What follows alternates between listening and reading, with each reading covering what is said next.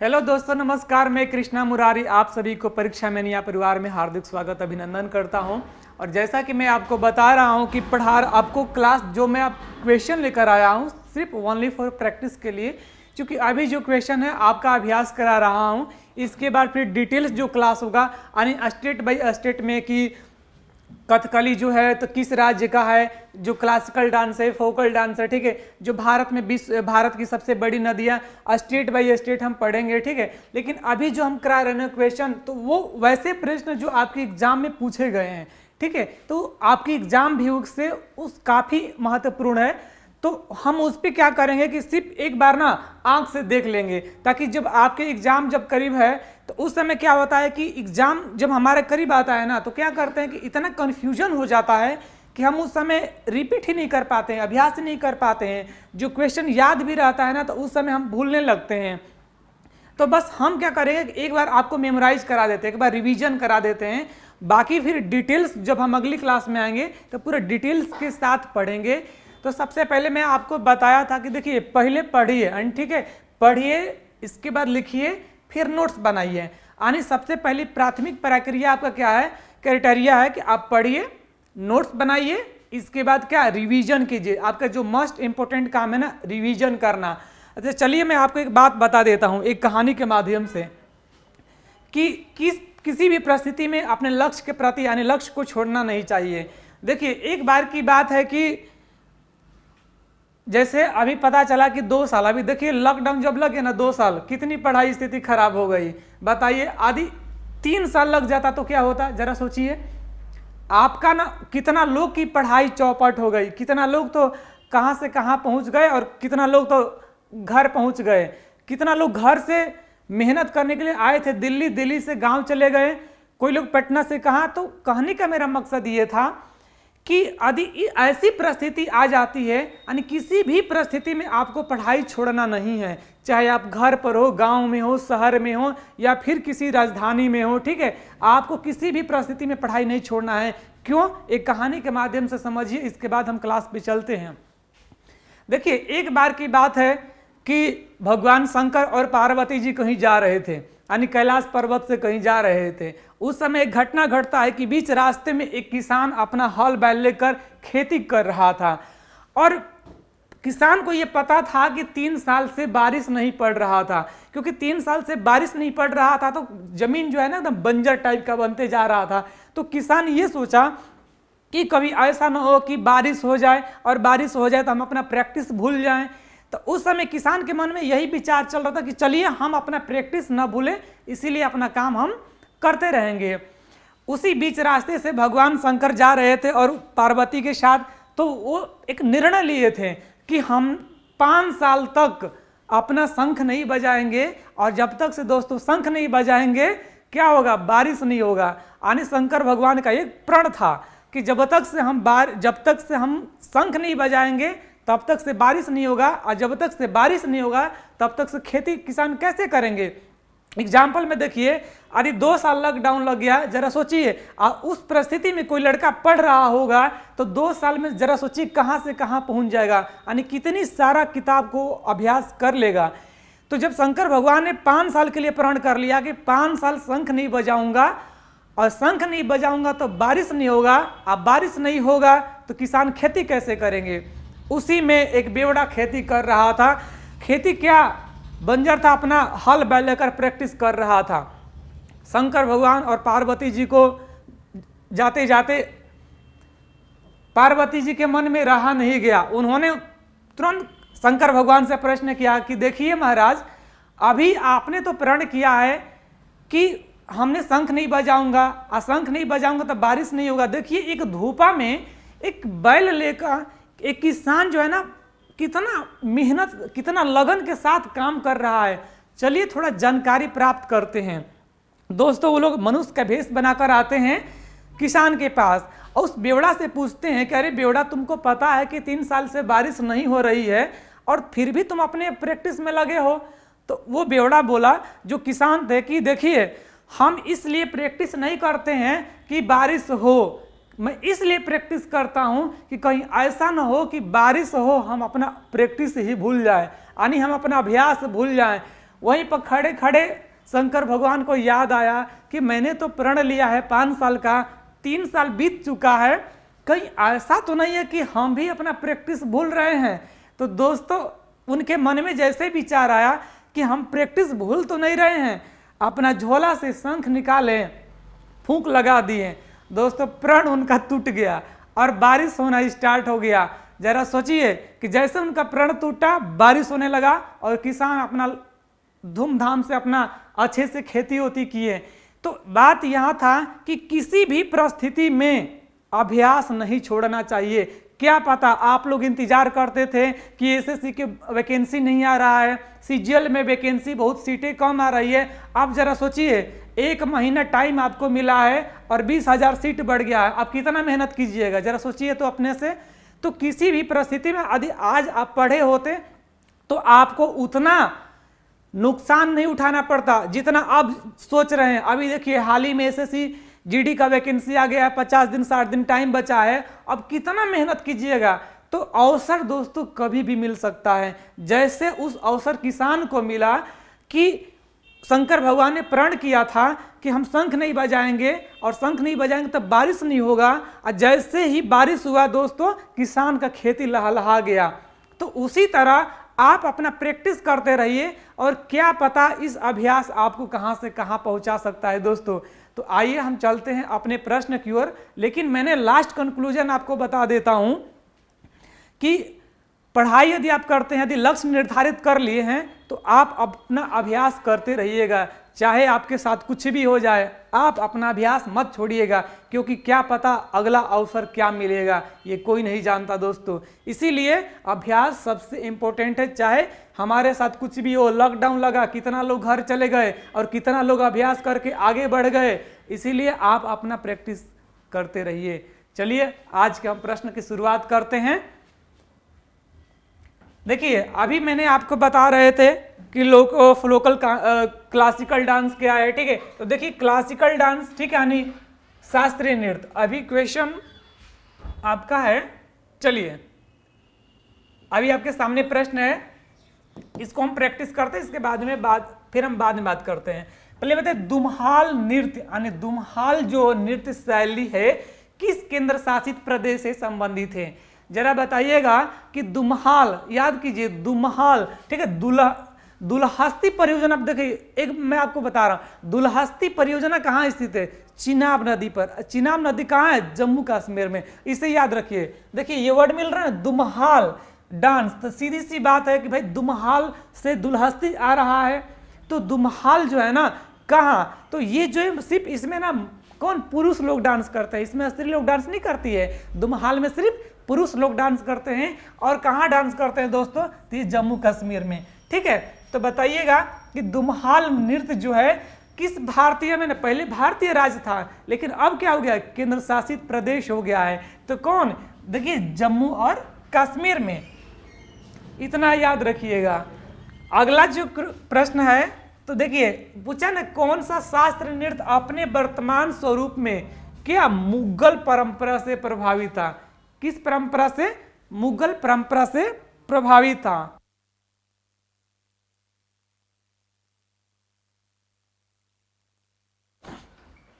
चलिए तो बताए कि कौन सा शास्त्रीय नृत्य अपने मुगल स्वरूप में यानी मुगल परंपरा से प्रभावित था दोस्तों।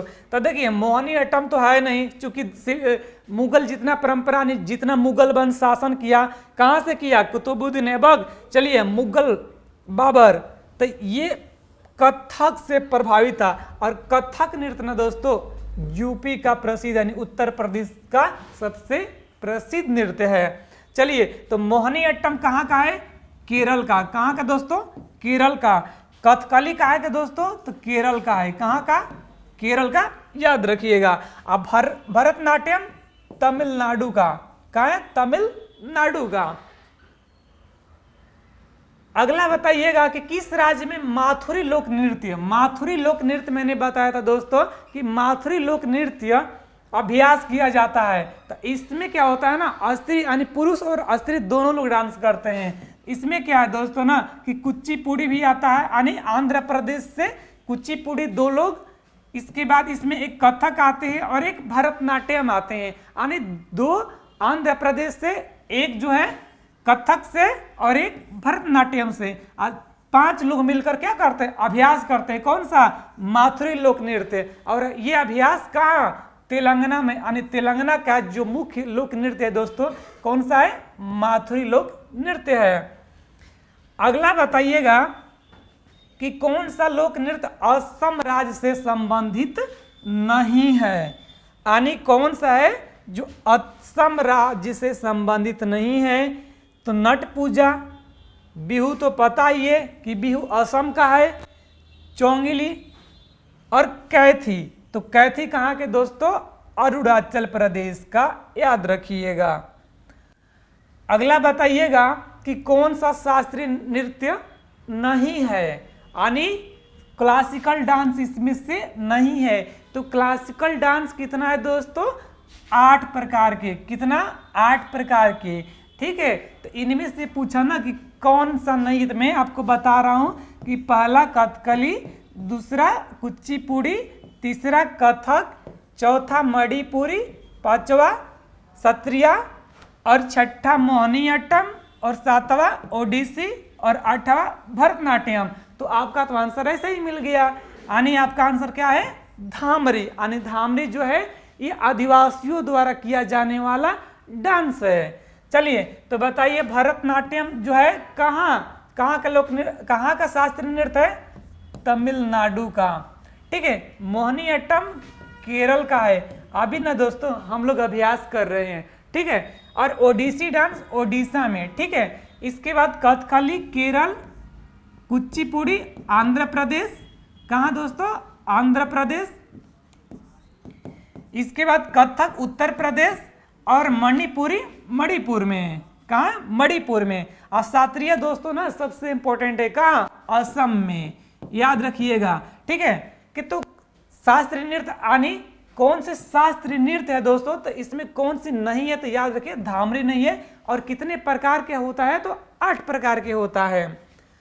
अगला बताइए कि कालबेलिया, मैंने क्या बताया था दोस्तों, घूमर, क्या मैंने बताया था, घूमर, कठपुतली, ठीक है।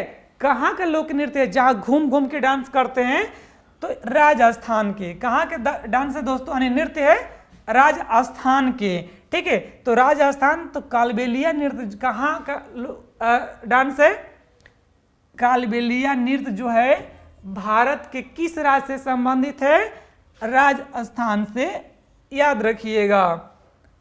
अगला बताइएगा कि भारतीय नृत्य शैली में यानी मणिपुरी ज्यादातर किस विषय पर आधारित रहता है, यानी मणिपुर के लोग सबसे अधिक किस भगवान को, तो देखिए तो मणिपुर के लोग यानी वहाँ जो यादव समाज है, तो यादव समाज किस भगवान के मानते हैं, बताइए, यादव समाज किस भगवान को, कृष्ण भगवान को मानते हैं।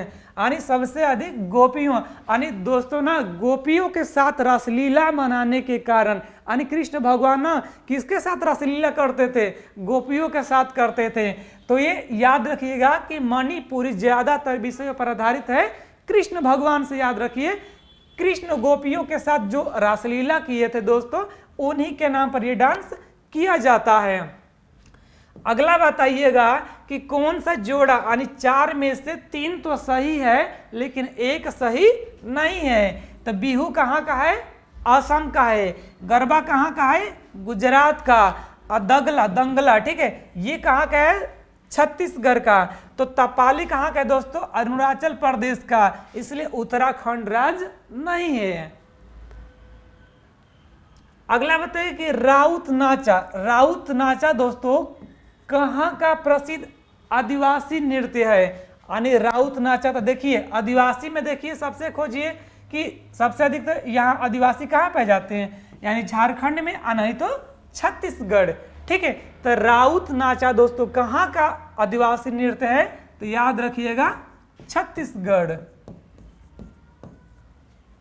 अगला बताइएगा कि किस दक्षिण भारत का, यानी दक्षिण भारत का शास्त्रीय नृत्य कौन सा है, शास्त्रीय नृत्य कौन सा है जिसका अर्थ क्या है, यानी शाब्दिक अर्थ क्या है, कहानी नाटक।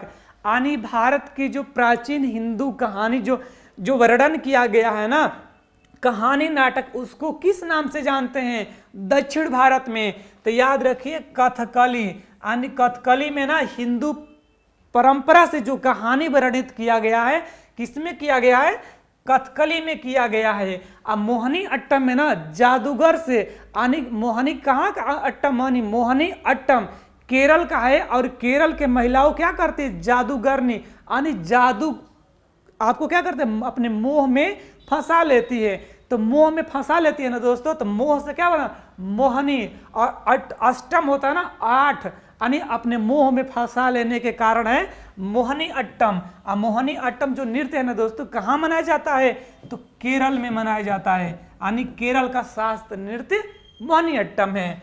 ठीक है, अगला हम बात करते हैं नेक्स्ट प्रश्न पे कि भारत के सबसे प्राचीन विश्वविद्यालय कौन था?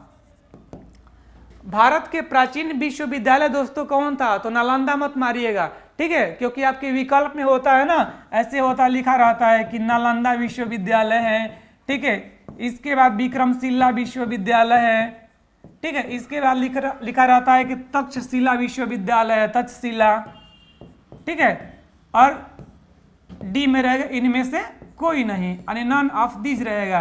ठीक है, यानी भारत में नहीं पूरे विश्व में, यानी भारत के सबसे प्राचीन विश्वविद्यालय कौन था? तो प्राचीन में जब ना यूनान लोग आए थे उस समय पूरे भारत में 3 विश्वविद्यालय था।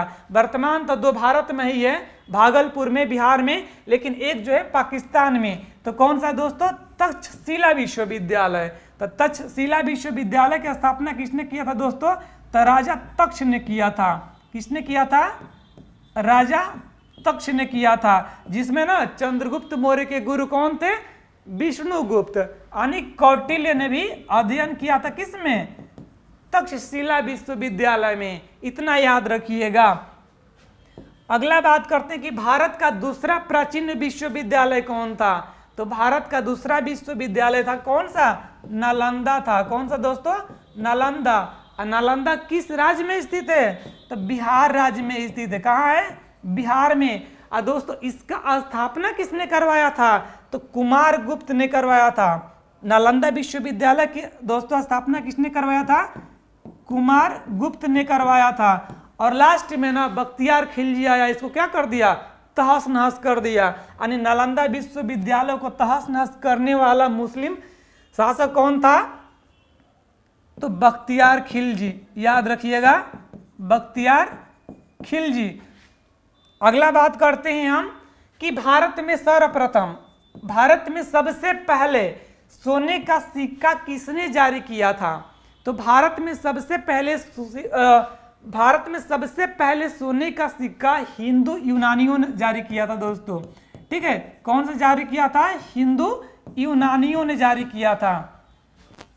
हिंदू यूनानियों ने जारी किया था। यानी सबसे पहले सोने का सिक्का। क्यों? क्योंकि यूनानी लोग ना किस माध्यम से आते थे? सिल्क मार्ग से, और सिल्क मार्ग जुड़ा होता था सऊदी अरब से। ठीक है, और यही मसाला के लत लगने के कारण वास्को डी गामा भारत आया।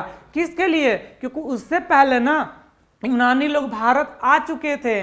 ठीक है, और जो आधुनिक में कौन है? 1498 में कौन आता है? Vasco D gamma. क्योंकि भारत के मसालों का लत लग गया था।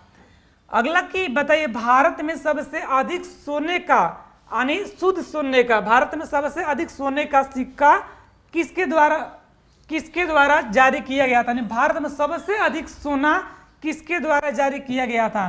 तो दोस्तों याद रखिएगा, कुषाणों के द्वारा। किसके द्वारा? कुषाणों के द्वारा। और कुषाण में सबसे शक्तिशाली शासक कौन हुए? कुजुल कुडफिसेस। कौन सा दोस्तों? कुजुल कुडफिसेस। कुजुल कुडफिसेस, याद रखिएगा। यानी सबसे पहले सोना किसने चलाया? सोने का सिक्का तो हिंदू यूनानियों ने। और सर्वाधिक सोने का सिक्का किसने चलाया? तो कुषाणों ने। और सबसे शुद्ध सोना का सिक्का किसने चलाया? तो गुप्त काल ने, यानी गुप्तों ने। यानी भारत में सबसे अधिक शुद्ध सोने का सिक्का किसके द्वारा जारी किया गया था? ठीक है, तो याद रखिए गुप्तों के द्वारा, क्योंकि गुप्त काल में सबसे अधिक शुद्ध सोने का सिक्का चलाया गया, सबसे अधिक मंदिरों का निर्माण कराया गया। तो ये पूछता है ना एग्जाम में कि सबसे अधिक मंदिरों का निर्माण किस काल में किया गया, तो याद रखिएगा गुप्त काल में। ठीक है, गुप्त काल में। गुप्त वंश का स्थापना किसने किया था दोस्तों? श्री गुप्त ने किया था। किसने? श्री गुप्त ने। गुप्त वंश में सबसे शक्तिशाली राजा कौन हुआ? तो चंद्रगुप्त द्वितीय विक्रमादित्य। कौन दोस्तों? चंद्रगुप्त द्वितीय विक्रमादित्य के नाम से जाना जाता था। अगला है कि भारत में सीसा का सिक्का सबसे पहले किसने चलवाया? देखिए ये जो मैंने क्वेश्चन लाया ना, ये आपके कीवर्ड के लिए लाया है। ठीक है, तो भारत में सबसे अधिक सिक्का किसका? सीसा का। ठीक है, तो सबसे पहले सबसे पहले सीसा का सिक्का चलवाया था दोस्तों किसने? सातवाहनों ने। किसने चलवाया था दोस्तों? सातवाहनों ने। इतना याद रखिएगा जो आपके एग्जाम के लिए ना काफी महत्वपूर्ण है। ठीक है, तो हम अगला क्लास में डिस्कशन करेंगे उन जो शास्त्रीय नृत्यों के पूरा डिटेल से। अभी मैं आपको बता रहा था क्या, बस प्रैक्टिस कीजिए। ठीक है, क्योंकि मैंने आपको कहानी भी बताया कि अभ्यास कितना जरूरी है। यदि हम अभ्यास नहीं करते हैं तो हमारे साथ क्या है, यदि एक कोई भी ड्राइवर है, यदि वो या पायलट है, यदि हवाई जहाज उड़ाता है और 6 महीना 6 साल बैठ जाएगा ना, तो वो भी अपना अभ्यास धीरे धीरे भूलने लगेगा। तो आप अपने अभ्यास करते रहिएगा। चलते हैं अगला प्रश्न पे। तो हमारा राष्ट्रीय आदर्श वाक्य क्या है? हमारा राष्ट्रीय आदर्श वाक्य सत्यमेव जयते। और किस उपनिषद से लिया गया था? तो बताइए किस उपनिषद से लिया गया था? तो मुंडको उपनिषद से लिया गया था। किस उपनिषद से? मुंडको उपनिषद से। उपनिषद की संख्या कितनी है? उपनिषदों की संख्या कितनी है? 108 थी। अब वर्तमान में कितना है? जिसमें 10 है। तो उपनिषद का संस्थापक किसे माना? यानी उपनिषद जो है यानी वेदों का अंतिम, यानी बताइए उपनिषद जो ग्रंथ है उसका संस्थापक किसे माना जाता है? तो याद रखिएगा लोमहर्ष उग्र सर्वा ने। किसने? उग्र सर्वा ने। ठीक है, अब है कि यमराज, एक क्वेश्चन है कि यमराज और नचिकेता का संबंध का उल्लेख किस उपनिषद में किया गया है? यह प्रश्न आपके एग्जाम में ना पूछ देता है। ठीक है, कि यमराज और नचिकेता का संवाद, ठीक है, संबंध किस उपनिषद में किया गया है? तो याद रखिए कठो उपनिषद में। किस उपनिषद में? कठो उपनिषद में। कठो उपनिषद में।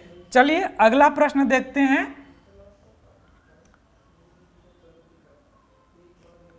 दोस्तों आज का इतना ही इम्पोर्टेंट प्रश्न था जो मैंने आपको अभ्यास करवाए, और अगला क्लास में हम मिलते हैं आपको उन प्रश्नों के साथ जो डिटेल्स ले मैंने बताया है। ठीक है, तो अगले क्लास में हम स्टेट वाइज चलेंगे जिसमें हम डांस और जितना भारत का इम्पोर्टेंट आपसे जो जीके बनेगा वो सारा, और इसके बाद इतिहास का प्रश्न, ज्योग्राफी, पॉलिटिक्स, जितना आपका मिक्स क्वेश्चन होगा ना सिर्फ हम अभ्यास करेंगे। तो मिलते हैं दोस्तों हम अगली क्लास में। तब तक के लिए दोस्तों जय हिंद, धन्यवाद।